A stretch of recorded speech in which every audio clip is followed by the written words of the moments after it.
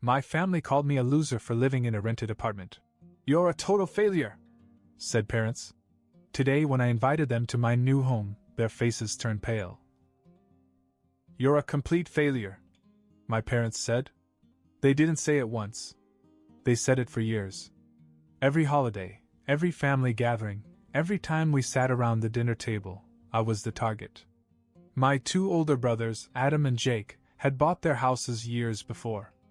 Adam had a big house in the suburbs with a pool and a home gym. Jake had a sleek, modern house with floor-to-ceiling windows. And then there was me, Simon, the youngest, the disappointment. The one still living in a rented apartment, like a clueless kid who hadn't figured out life. They laughed openly about it.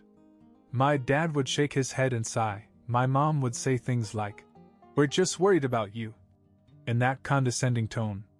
Adam would make jokes about how I'd probably be renting forever, and Jake would grin and nod along.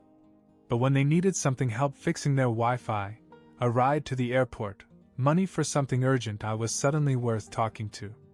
And I knew it. I saw it clearly. But I never argued. I never fought back. I just let them talk. Because while they were talking, I was doing something they never expected. I was saving. I skipped the expensive nights out. I drove the same car for years. I lived small while they showed off their renovations, their new furniture, their backyard improvements. They thought I was stuck, but I was just waiting. And then I bought my house. Not just any house. My dream house. A beautiful, modern place with high ceilings, a spacious kitchen, and a backyard big enough for summer cookouts. I could see myself sitting on the deck with a beer, watching the sunset. No mortgage to drown me, no landlord breathing down my neck. I didn't tell my family. I wanted them to see it for themselves. So I sent a message to the family group chat. "Housewarming party at my new place. I want everyone there." Instant chaos. My mom called me within seconds. "What new place?" "You'll see when you get there," I said. She asked again, but I just repeated myself. On the day of the party, I stood outside and waited.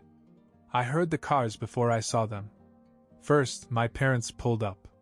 They got out slowly, looking around with skeptical faces, as if they expected to see some rundown shack. Then Adam and Jake arrived, exchanging glances and grinning like this was some kind of joke. Then they saw the house. And everything changed. No one moved. No one spoke. Their eyes darted around, scanning every detail: the wide driveway, the immaculate lawn, the sleek, modern windows. My mother put a hand to her mouth. My dad frowned, as if his brain was trying to process what he saw. Adam blinked a few times. Jake muttered, "No way." I let them stand there in silence for a few seconds before I spoke. "So? Are you coming in or what?" They walked through the house, still stunned. The kitchen, the living room, the bedrooms. Every room they entered, I saw the same expression on their faces: disbelief.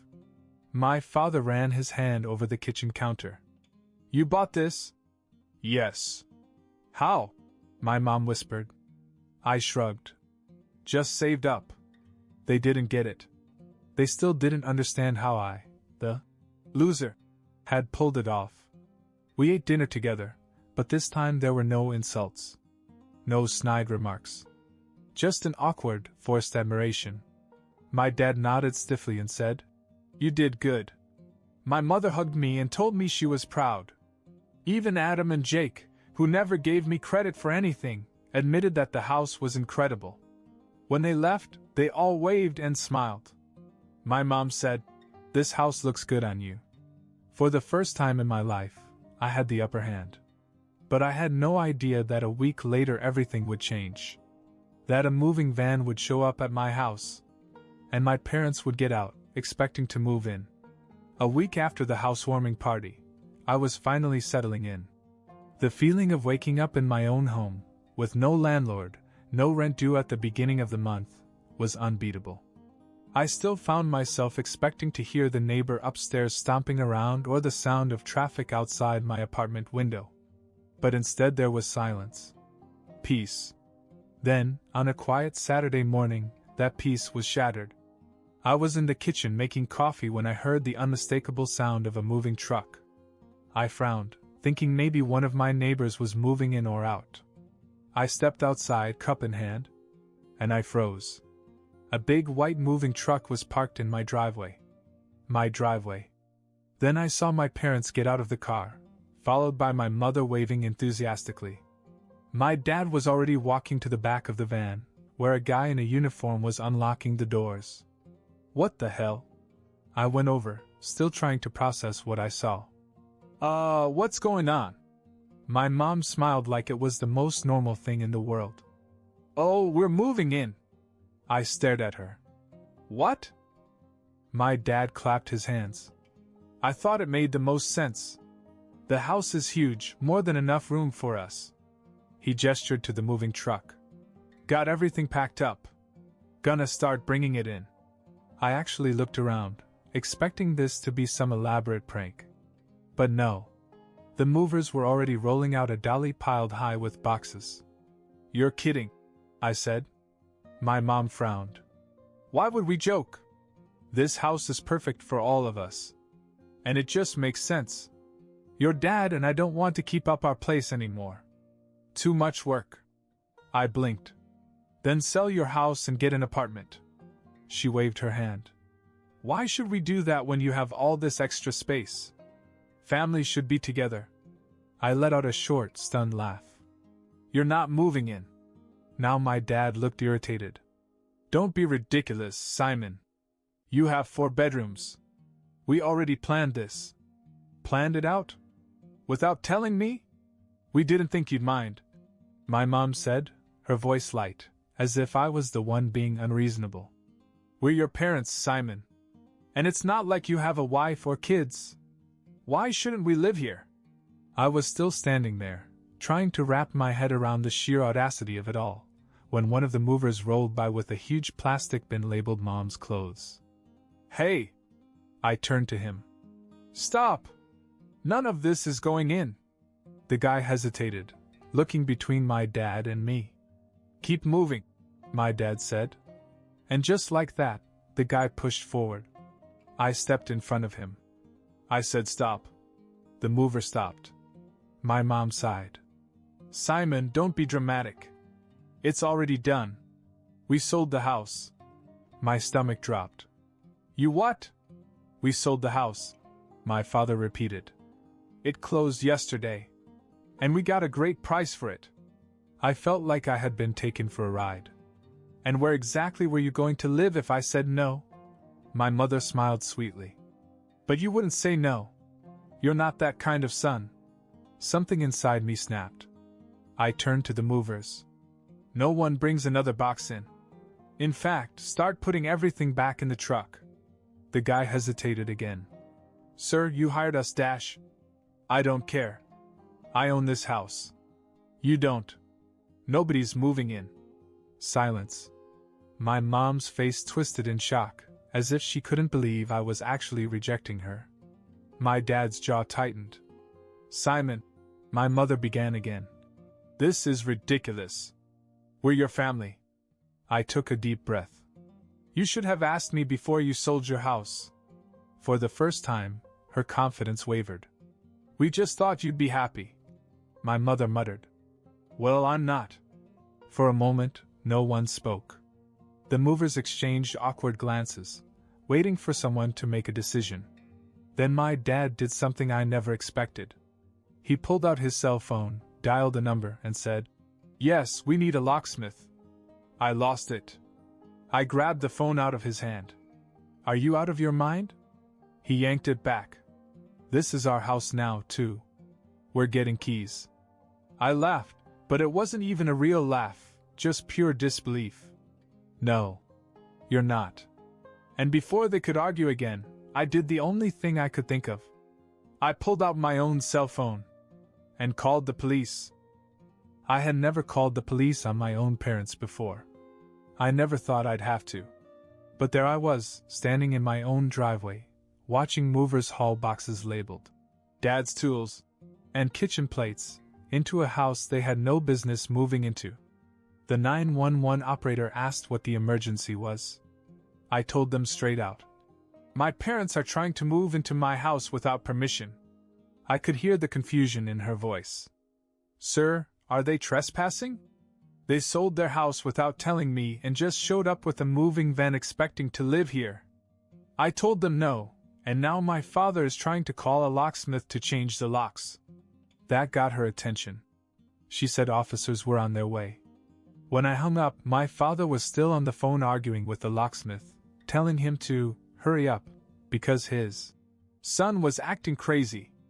My mother had her arms crossed and looked personally offended, as if I had just spit in her face. Simon, this is ridiculous, she snapped. You called the police on your own parents? Yes, I said, crossing my arms. Since you didn't listen the first 10 times, I said no. For the first time, I saw real panic flash across her face. My dad overheard and finally put his phone down. Are you serious? He asked. As serious as the down payment on my house. Adam and Jake weren't here, but I wish they were. I wanted them to see this. The same parents who'd called me a failure, who'd laughed about how I'd never have a house now, they were acting like they owned mine. We stood in silence for several long minutes. Then 2 squad cars pulled up to the house. An officer got out, adjusting his belt. Who called it in?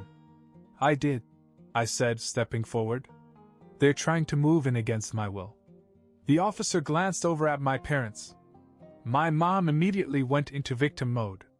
This is just a misunderstanding, she said with a fake little laugh. We are his parents. We sold our house because we thought we were going to live with our son. We raised him. And now he's trying to kick us out like we're garbage. The officer's expression didn't change. Sir, he turned to me. Do you own this house? Yes, I said. I have the deed inside if you want to see it. The policeman nodded, then looked at my father. Did your son invite you to move in? My dad, still angry, put his hands in his pockets. He never said we couldn't move in. I stared at him. What? Yes, I did. Multiple times.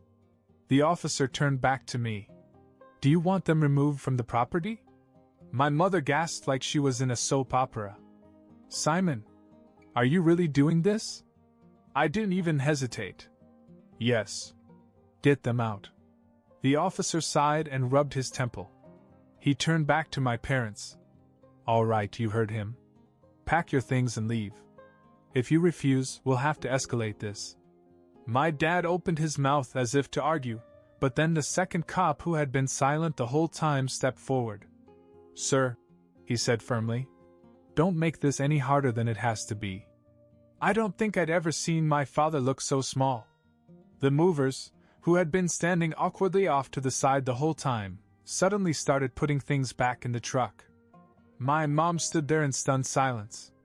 Then, like a switch flipped, she burst into tears. Simon, we have nowhere to go.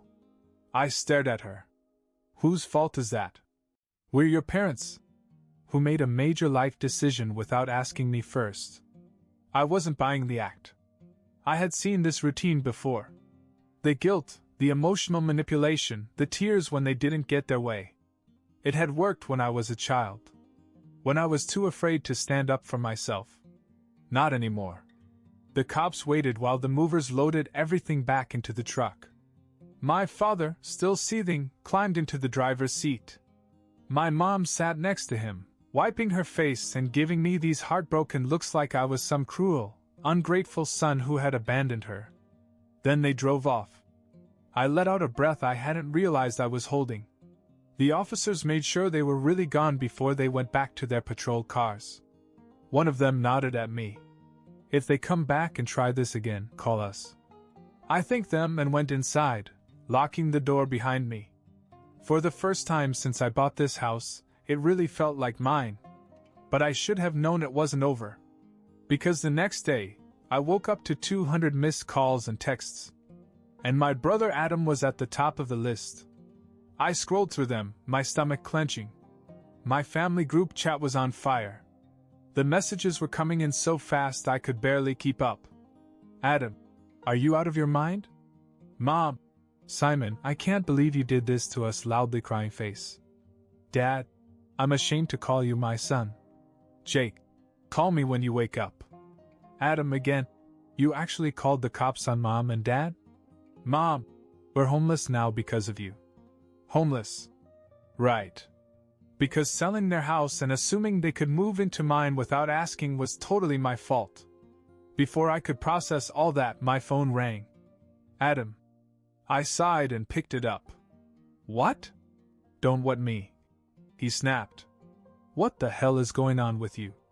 You want a list or just the highlights? You got our parents thrown out by the police. What is wrong with you? I sat up in bed and rubbed my face. They tried to move into my house without asking, sold theirs without telling me, and then Dad tried to change my locks. What was I supposed to do? Adam scoffed.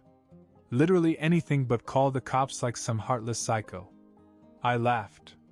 Oh, so I should have just let them take over my house. Let them walk all over me like they always do? Yeah, no thanks. You could have let them stay. He shot back. Or help them find a place. I clenched my jaw. They didn't want help finding a place. They wanted my house. Not an apartment. Not a condo. My house. They're our parents, Simon. You don't just leave your family like that. I was about to argue, but then something clicked. Wait a minute, I said slowly. Where are you in all this? If you're so worried about them, why don't they stay with you? Silence. Adam? More silence. I smiled. Oh, let me guess. They didn't even ask to stay with you, did they? That's not the point. He snapped. I laughed again. That's exactly the point.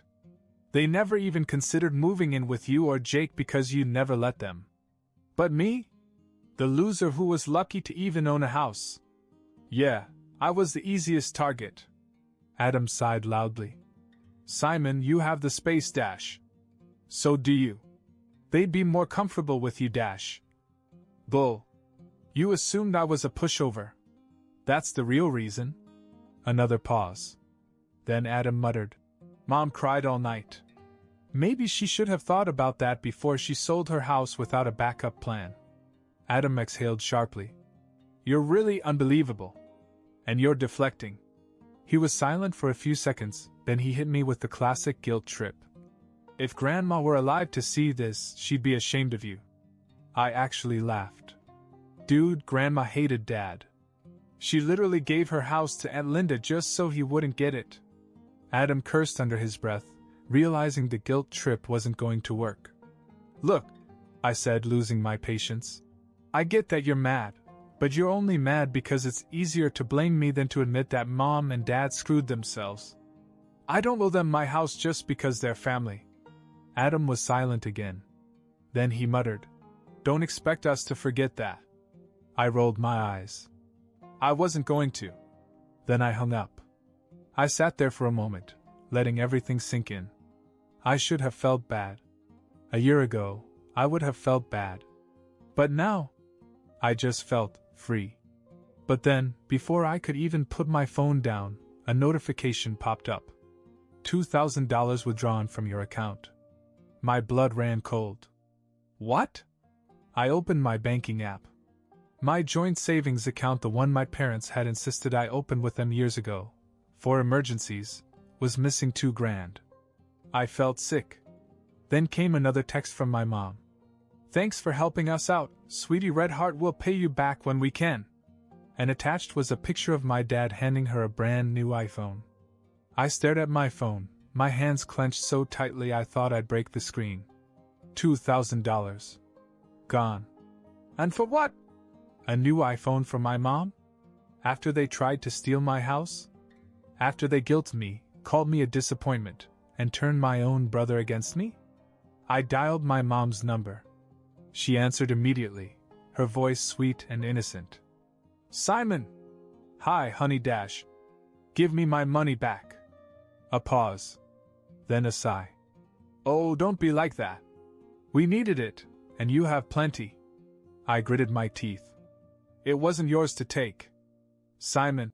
she said in that tone she always used when she was trying to be reasonable while completely ignoring what I was saying. We raised you.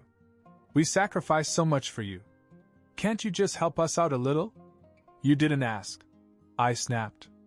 You just took it. She scoffed. And what would you have said if we had asked? I didn't even hesitate. No. Exactly, she said, as if she had just proven some brilliant point.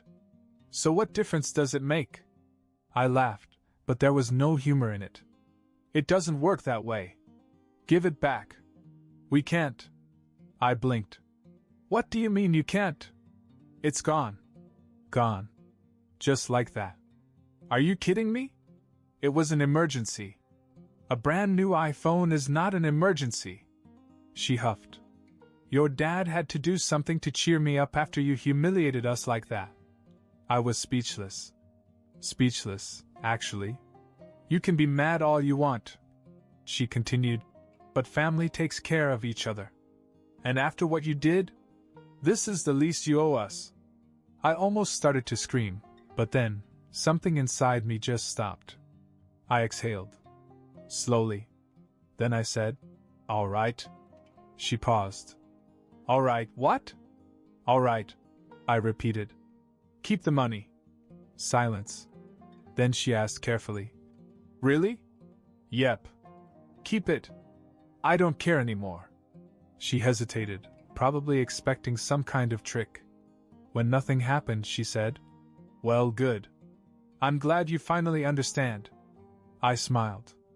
Yes. I understand perfectly. And then I hung up. I sat there for a few minutes, just breathing.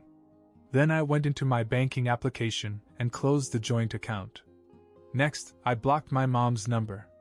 Then my dad's. Then Adam's, just for good measure. And just like that, silence. No more phone calls. No more guilt trips. No more being treated like garbage until they needed something from me. At first I thought I'd be angry. That I'd stew over it for days. But the more I sat with it, the more I realized something. I had just bought peace. Sure, it was an expensive price. But $2,000 was a small price to pay for the rest of my life without her drama. And honestly, it was the best money I ever spent.